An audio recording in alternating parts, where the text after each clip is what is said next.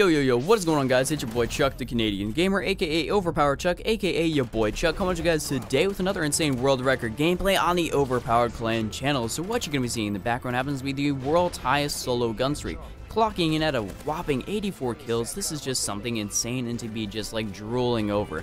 I mean, to be honest, I can't even get 84 kills in a single game most of the time. This guy happens to get 84 kills and chain it all together. Wow, just something insane right there to think about. And so the super giant motherfucking mega beast behind the gameplay today is known as OP Hamlet. So you guys, please go subscribe to him down in the description below. You will not be disappointed by the content he has to offer. As well as if you guys happen to enjoy the commentary, you guys can please subscribe to me. You know, that'd be awesome. I'm right below him, and you guys know the drill. So basically what I'm going to be talking to you guys about today just happens to be the future of gaming and, you know, where gaming has come from and where it is now. You know, thinking about way back when you had your Ataris, your Nintendos, your GameCubes, or just, you know, that was a little bit too broad of a generalization, but you guys get my point. You know, way back then we had like Pong and stuff, and then fast forwarding to now where you basically have your PS4, your Xbox One, your PlayStation 3, your Xbox 360, and all these master race PCs going around the world controlling a lot of different stuff rather than just gaming related stuff. You think about all of that, and it's just kind of really cool to see how far technology has come in how short of a time, and, you know, where could it possibly end up in 10 to 15 years, you know? Could PCs that normally are in these big old brick station type of things be just compact into, you know, like a GameCube type of thing, or like a PlayStation type of thing, or you have all this sort of cool hardware, and maybe it's just going to constantly keep getting smaller and smaller and smaller, and maybe higher in graphical resolution and everything like that. So kind of what sparked me into thinking about all this sort of stuff was the Oculus Rift. And for those of you guys that aren't really aware what the Oculus Rift is, it's basically a virtual reality headset, you know, so you see all the audio and the visual, and so basically that all encompasses from like a video game. So let's say you put it into Call of Duty. You have your visual stuff up on the screen, you know, how you actually normally have to turn your character like completely one way. You have to stop sprinting, you have to completely look in that direction from your character. Your character doesn't just turn his noggin and you see the person. No, you actually have to fully turn your character. I mean, if we were to actually have some sort of thing that just allowed you to turn your head, that'd require like a third joystick. And to be honest, I don't have 3 thumbs. And I'm not really sure about you guys, but I don't have 3, and I think the large majority of Call of Duty players don't have 3 thumbs, because that's not normal. And you may not be playing Call of Duty if you have 3 thumbs. You may have some other stuff to worry about. You may be wanting to get that taken care of in a procedure, or you're just going to look a little bit weird.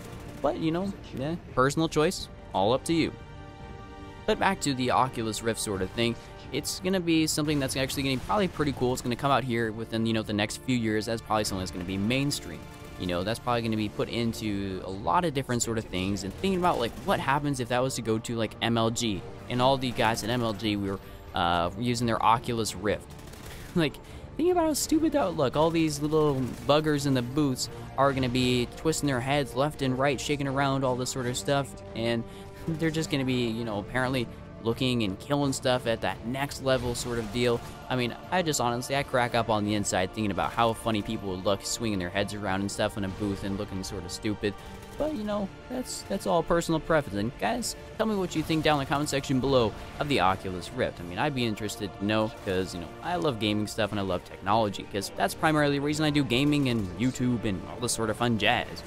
And so, you know, basically, if you think about the Oculus Rift and how technology kind of is progressing so far, think about what I said, you know, 10 to 15 years in the future, but resolution-wise.